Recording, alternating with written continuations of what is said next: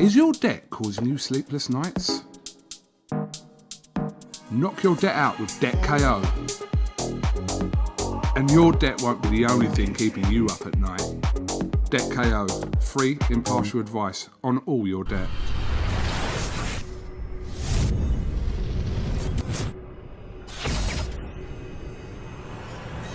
Oscar Bevis, IFL TV MTK Global, here at Jab Boxing Gym in Bushy with the man himself, Josh Burnham. How are we, Josh? All good, mate, all good. Only one place to start, and that's, of course, with Tom Little, who announced his retirement to the boxing world with that emotional interview with Coogan the other day. We're going to talk about, yours and his relationship and perhaps what lies in the future for Tom in a bit. But first off, the night itself against Alan Babbage, obviously things didn't go his way. But sort of an emotional night all round for Tom and yourself and everyone involved. Yeah, man. As as I was saying to you before, it's with anyone who's involved with Tom. Do you know what I mean? It always becomes more than just a fighter coach or fighter manager, fighter sponsor, whoever's involved in him. Do you know what I mean? He kind of goes above and beyond for everyone he's around. And I think that's why on the night where I have spent so much time with him, we become more friends than anything else. It was emotional. Do you know what I mean? It's not nice to see somebody in a tough fight like that. And it's also, it kind of dawned on me straight away, this is it. This is it for Tom. He's put everything in. He put everything on into the training camp, and he's gone in there and he's just come up short, unfortunately, again. But again, it was very obvious to me and Aaron, who's in the corner of me, that was it kind of straight away. But at the same time, it's not necessarily ended on that much of a bad note, if you know what I mean, because at least he's tried. Like I said in his interview, I was blessed to have been a part of his best ever training camp, if that makes sense. I mean, he's never really been in shape like he was for that fight, as he was the other night. So I was happy we got to end on a bit of a high note. He was walking around the bubble like he was the absolute man. Do you know what I mean? Whereas before he's walked around kind of knowing and everyone knowing he's not put 100% into it. We were on fight week in the bubble. Everyone was looking at me thinking, bloody hell, go on, son. Do you know what I mean? He's done a great job, and I was just glad I was kind of a part of it. Do you know what I mean? So. Did he need that as well? Because obviously hindsight's a wonderful thing. You can look back and say if Tom had put this into the start of his career when he was 1-0, 2-0, then maybe things would turn out different. You don't know. He could have been British champion. He could have gone on to European honours. But like I said, hindsight's a wonderful thing. So at least he's given that final push, and perhaps he can retire happy within himself. Yeah, so you could have argued he could have retired after Saudi, but he would never have known. He would have got to 50, 60 years old, and he would always kind of look back and say, what if I'd given it one more crack and actually really, really made a go at it? But at least this time he's got the clarity to know that he has. Do you know what I mean? Again, yeah, he came up short, and look, it wasn't nice being in the corner. It wasn't nice to see the kind of whirlwind that is Babbage, on top of him. But obviously he had his moments in the fight, and he every now and then he'd show little glimpses of like an old Tom Little. Do you know what I mean? Like from even before I used to train him. But this is life. We're only human. We're only skin and bone, and eventually the way you live and I guess the fights you have as a fighter will catch up with you. Do you know what I mean? So yeah, we just I said it's a bit bittersweet. Like I was glad I was part of it, and I was glad he gave it another crack. Gutted for the result of the fight, but what can I say? Do you have that thought cross your mind where you wonder whether you have to go beyond the relationship of a fighter-trainer? Because I know, obviously, and you say how close you are with Tom, it's a friendship. It's not just a fighter-trainer relationship. Do you have that point where you go, I might need to sit down and talk things through with Tom, I might need to put my 10 pence in, or is it just leave Tom to the decision? I know you said it was a clear decision in the end, but is it sort of leave Tom to make the decision, or do you put your bits in here and there? No, not at all. I think, obviously, look, Tom's his own man, and whatever decisions he makes in life, he's going to make. But obviously, once we've kind of entered into that coach-fighter relationship, be it a friendship or just strictly business, it has to be a partnership. Do you know what I mean? We have to work together, and we do. We always talk, even with the boys when we're doing pads. We're always talking, and I say this, he might think, actually, I don't really like that. And then even when we're in there, Tom's the toughest bloke I know. But I've said to him since day one, I'm not going to sit and watch anyone take a beating while I'm in the corner. Do you know what I mean? I've got no qualms throwing a towel in, for example. Do you know what I mean? A fighter could fire me straight after that. I wouldn't care. I think if you're gonna employ someone to do a job, then you've got to kind of let them do the job, and it's just exactly that partnership. You know, you ask any fighter how it feels when you're in the ring, you come out and you think the fight's gone a certain way, when in reality you watch it back and it's gone completely the other way. Well, I'm the guy on the outside looking in, so we have to be able to work together. He's the one taking the punches, but I'm the one watching the punches. So that's the relationship you've got to have with all fighters. Yeah. And fighters have got that mentality. You speak to fighters and they'll happily jump in with someone who's 3-4 weights above them if they're talking shit. They've got that mentality where I'll jump in with anyone. And we know Tom had that mentality. He said to me at times, he said, look, I've actually been like a peg for Olympians and amateur superstars, Dubois, Hrgovic, Majidov, and he will jump in with anyone as well. So that's a blessing for the fans who call for things like that. But it's also someone's downfall as well. The worst thing I could ever do was get Tom. Would be to get someone like Tom back to the corner and say, "Are you all right, mate? Do you want to carry on?" It's just a stupid question. Do you know what I mean? Like most fighters, I mean, you might get the odd fighter who turns around and says, "No, I'm not all right." Do you know what I mean? But especially someone like Tom, he's so proud and he's so brave. He's so like, you know, it's not the right question to ask someone like him. You know, he will take any fight, and he'll have us all believe that he'll win. Do you know what I mean? Even before I trained him, you know, he had everyone believe he was going to beat Dubois, Hrgovic, then he was with me, Majidov, and now Babic, you know. But he really passionately believes it in himself. And I guess if you go into a fight with anything less than that, then there's no point going into the fight. You know, so he's always got to have that in the back of his mind. I can do this, you know. The war drums are still on.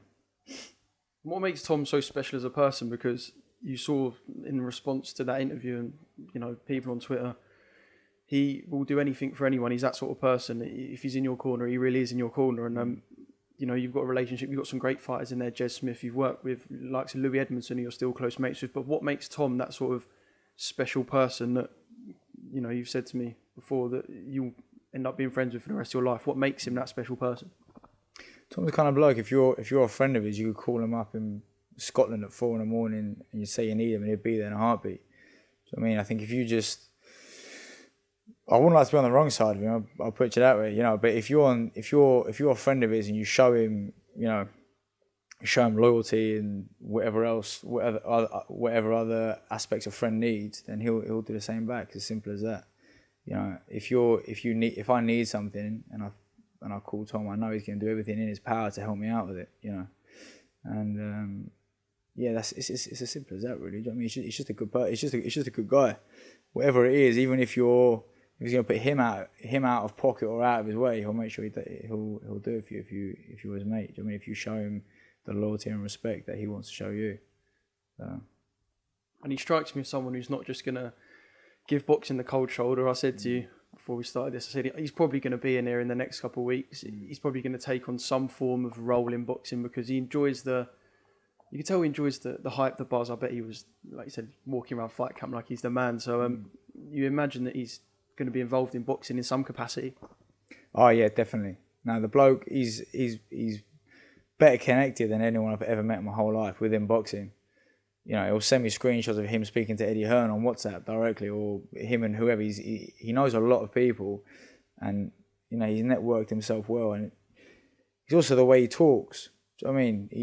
We were saying he can sell ice to an Eskimo before. You know, he knows a lot of people. He can sell things. He's very likable. People enjoy listening to him speak. Management or coaching or whatever he does or staying in the sport, it's not exactly the kind of thing you can walk away from. There's very few people that completely walk away from boxing. And I can't imagine Tom's definitely exactly going to be one of them. Do you know what I mean? Maybe have a little bit of time out and enjoy himself away from boxing, but it will claw him back in eventually. And what are the high points? Obviously, every boxing journey's got highs and lows, but would you sort of pinpoint some of your best memories from your time training with Tom? Well, we only had the 2 fights together, but you know, both of them were massive events. For me, anyway, I'm still quite a young coach, but we were on the biggest show last year. We were out in Saudi Arabia. You know, I got to, you know, be in the matchroom bubble last week. You know, for me, building my profile as well. That's obviously great. But to be honest with you, for me, I think the high points were kind of going from different gyms. You know, Tom was Tom's like one of the best sparring partners you can have. You know, we're sparring with Joe Joyce, Dillian White. When I was by Anthony Joshua, we're going all over the place, and it was good to kind of meet all the different people and experience those different things. And for me as a young coach, those high points were definitely in the gym, going sparring, and also while you're there, just having a laugh. I mean, Tom, I think people think that Tom puts it on, but it's just genuinely him. There's been a few occasions, you know, like even on fight week, I turn and say, listen, just no more jokes now. He's like, yeah, sweet. But then 2 minutes later, everyone's in hysterics. I don't think he means to do it. He's just like the king of the one-liners, do you know what I mean? He just comes out with it. So we're going to all these different places, like Sheffield for AJ, going to Surrey Spar with Joyce, or up to Cheshunt Spar with Dillian White. And just on the way there or while we're in the gym, everyone's just having a good time. You can't really have a bad time when you're around him, do you know what I mean? He's just such a good laugh to be around. So, yeah. Obviously, no shame in saying this. I can imagine you perhaps shed a tear or two. Would that be right to say? From an emotional sense, and how was you feeling watching that interview with Coogan as well? Because I think you could hear, perhaps for the first time in Tom's voice, his real emotion come out as well. I'm glad that Mars was on me in the corner, mate. I was in pieces, man. You know, when we were in the corner, I was in absolute pieces. And then, yeah, when that interview came out, it did choke me up quite a lot, I've got to be honest. We're emotional people, Joe. It's an emotional game, being a fighter or being a coach, whatever it is. You've got to have the passion for it. Yeah, man, I was in a state. Thank God I had the mask on. And thank God the camera wasn't on me. Bloody hell. Yeah. Let's talk theoretics, right? If Tom comes to you in a year's time and says, look, I want to give it one last hurrah. I'm not saying this is something that is potentially going to happen. We're just talking, you know, theoretics. But if he comes to you in a year's time and says, let's just give it one more go, what would your response be? I reckon in a year's time he's going to be making far more money from other things, and to even be tempted with what he can come back for. So I'll probably just turn around and say to him, just call it a day, mate. Do you know what I mean? Especially a year out of the ring. All right, good stuff. And obviously, best of luck to Tom in whatever he does next. Like I said, probably going to be boxing because it's going to claw him back. Best of luck to Tom. Let's talk about some of the boys that you got down here. So, Jez Smith, you were telling me in the car, actually, you've got quite a bit of a backstory to how you know Jez and the Smith boys originally, because you fought his brother in the amateurs and now you're Jez's trainer. No, I didn't fight his brother. Me, Jez and Mitch all boxed together. Oh, apologies, yeah. That's all right, yeah. Nah, thank God I didn't fight him in the amateurs. They'd have battered me. Now we... It shows how much I was listening, didn't it? I thought you said you fought Mitchell.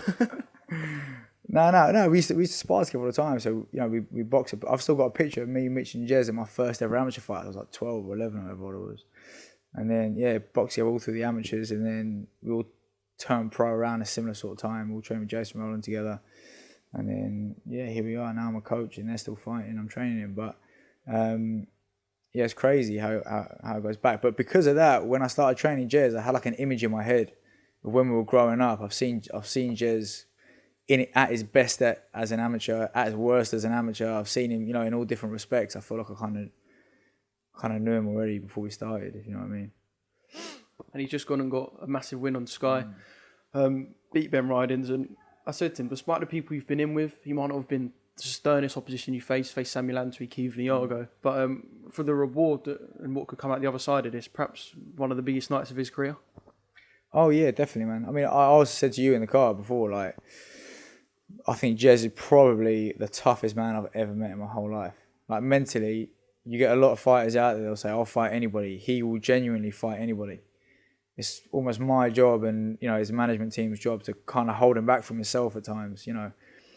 But he was, you know, even the Aguiar fight, he was half fit, but we took it at 2 weeks' notice, and I feel like that was a fight he had to have to prove to a lot of people he still is a force to be reckoned with.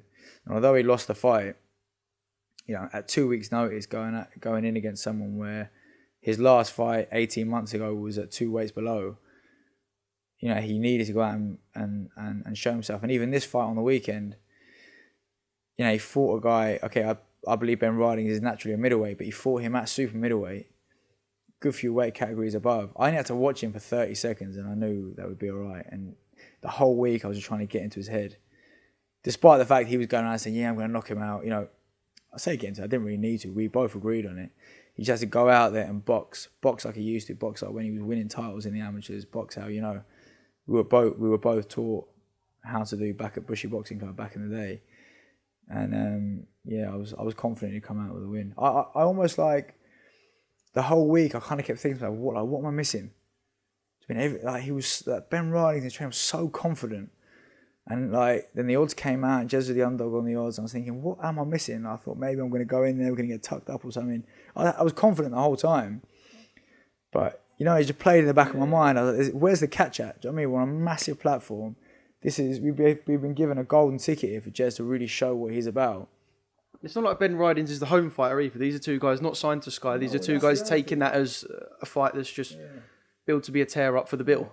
I mean, it's a fair play to him. He's obviously, he's obviously tough. He's obviously game, Ben. He came in, despite the fact he also got a week's notice. He'd been training. All he was talking about was sparring Callum Smith, day in, day out. We had one spar since the Agyarko fight, and that was on the Monday before the fight. We got the phone call for the fight on the Sunday. He hadn't sparred in 4 months. I quickly called up my super welterweight and was saying, he's coming tomorrow, we've got a spar. We need to quickly get him sharp. I even threw a few punches at him during the week. Do you know what I mean? Just trying to sharpen him up a little bit. But I thought, he's obviously game. He's obviously fit, and he's going to be hard. Going to be strong because he's at a weight above us. And then they put him as the home fighter. They made him. He came out second. They had him as the home fighter. Obviously, as I said, I was confident the whole time, but there was a little thing back in my mind thinking, what am I missing here? You know what I mean? Has he also gone off and been doing loads of steroids or something and come in and he can absolutely whack? But are you in that sort of blessing and curse position? Now he's got a win under his belt. People will be going, Jez is a credible opponent for me if they believe they're a level above Jez. But Jez wants to be in that domestic mix and look for an English-British title, whatever. So are you in a blessing curse position? You said you don't want to hold him back. It's perhaps go time, but you don't just want to chuck him in and him be an opponent, get a loss, and then you have to reset again. Yeah, well, I think now, whereas before, we were beggars and so we couldn't really be choosers. I mean, we kind of had to assess anything that came our way. I would never have let Jez fight at super middleweight had the opponent not been as beatable as it was. Do you know what I mean? As I said, I watched him and I know he said don't go off my last performances, but he couldn't have got that much better with that much of inactivity as well. But yeah, now we've had a good win. Everyone's seen him. There's been a lot of positive energy surrounding Jez. I think I'm not going to take a fight unless it's a super welterweight. I've got to be honest. Welterweight is also a stretch. He would make welterweight, given the right time and the right person on the line, so he can employ proper nutritionists. That's the other thing. He works full time. He works every day. He's a roofer every day. He comes straight to the gym, grafts in the gym. It's tough. He's kind of got to eat on the go and.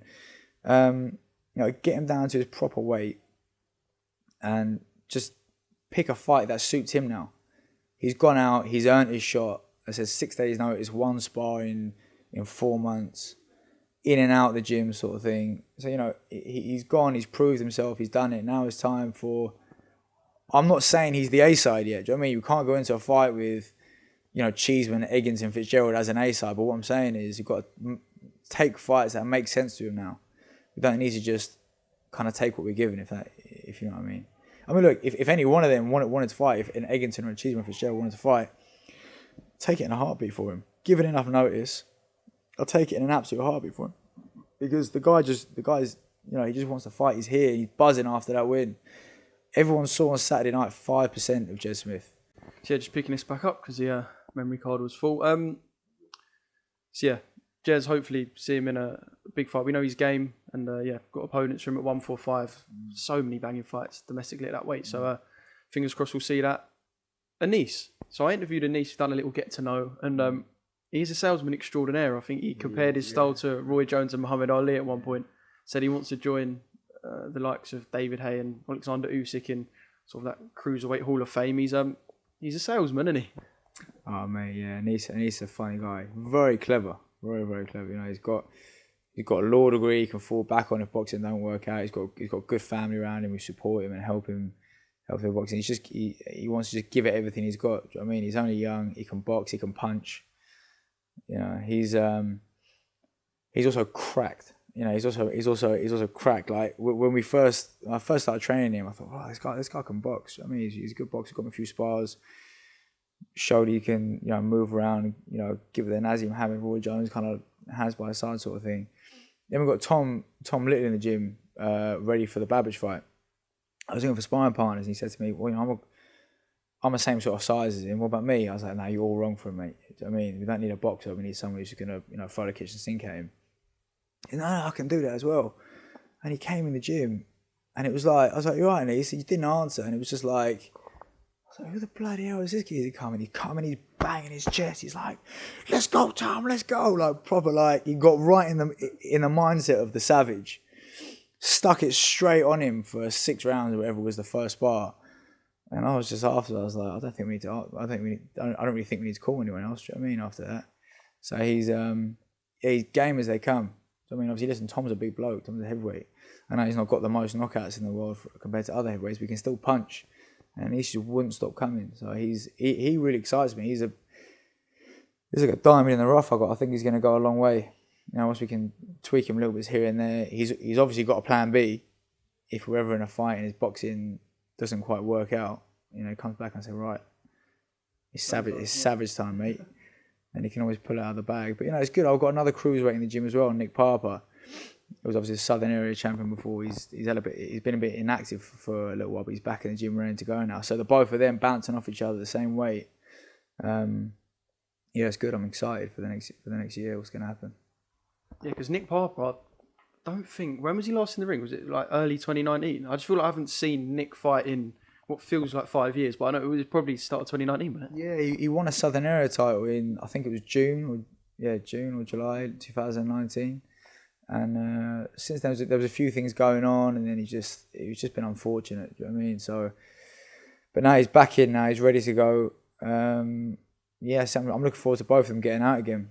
Hopefully they can start getting some shows back on, and there's some big things in the pipeline for them both.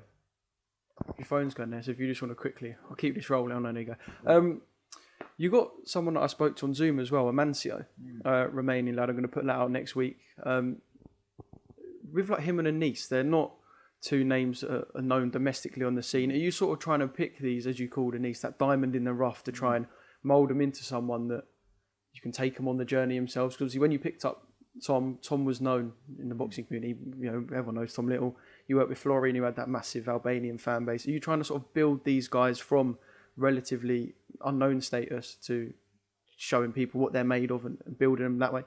Yeah, absolutely. It's exciting to be able to get your teeth into somebody who's kind of early on in their career, whether it's from their debut or just from their first kind of 2 or 3 fights. Amancio's good. He's got a great pedigree as well. He had about 120 amateur fights, boxed for the Romanian national team. He held good wins over some credible fighters now.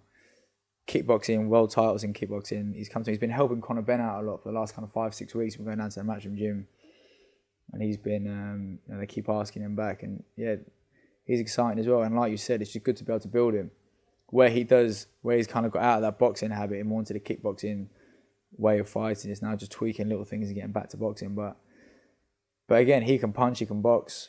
I'm excited about all the kind of young up and coming guys in the gym. And just finally on you as a trainer, obviously it's been a weird year, and a year that we ain't going to see this again until the day we die. Hopefully, I hope so. What's it like for you? Because you've got your own setup here now. It's a proper banging gym, lovely, clean, good-looking setup. You get your stable of fighters. Like you said, you're only young. You're building yourself to be one of those top British coaches now. You must be enjoying sort of the journey and the whole thing. Yeah, I'm just always learning. Do you know what I mean? I'm just trying to do what I can for the time being. I've got a good stable of fighters. I've got a couple. I've got Shockey, who's a super welterweight. I've got another guy, Albanian boy Giulio Vernozzi, who's also a super welterweight. He's coming back in December, and so we've got all the boys in the gym can kind of bounce off each other. And look, as I said, I'm learning from everyone who steps through the gym. Every fighter I get, every other coach who walks through my gym, we're always learning off each other. I call old coaches up, and I'm always trying to ask little tips here and there. That's quite refreshing to hear, actually, because I don't interrupt you, but there's a lot of coaches who seem to be stubborn in their ways, but you're open to just learning, and if you have to nick little things here and there to build yourself as the best coach you can be. Yeah, as I said, now I've got other coaches in the gym who are coming up themselves, and we can kind of help each other and just bounce ideas off each other. I don't really think that there is such a thing as well, there isn't. There's no mould for one fighter. There's no mould for one coach. You can never stop learning. Do you know what I mean? I'm only 27. I'm so far off the end, if the end does exist. Still the age of. Do you know what I mean? Yeah, I'm still. So I just feel like You know, and that's what keeps it exciting. If I felt like I knew everything, and every fighter that came through my door was definitely going to be a world champion, there'd be no excitement to it. Do you know what I mean? There's no sport in that. It's just all about learning, constantly developing myself alongside the fighters, and you know, just seeing where the journey takes us. So yeah, it is exciting. I'm looking forward to having this conversation with you again in 5 years when I've got multiple world champions and British champions and European champions and all that sort of stuff. So see where we are then. I'm going to hold you to that.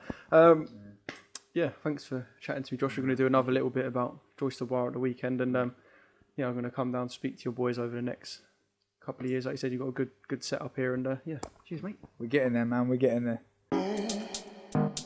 Is your debt causing you sleepless nights? Knock your debt out with Debt KO. And your debt won't be the only thing keeping you up at night. Debt KO, free impartial advice on all your debt.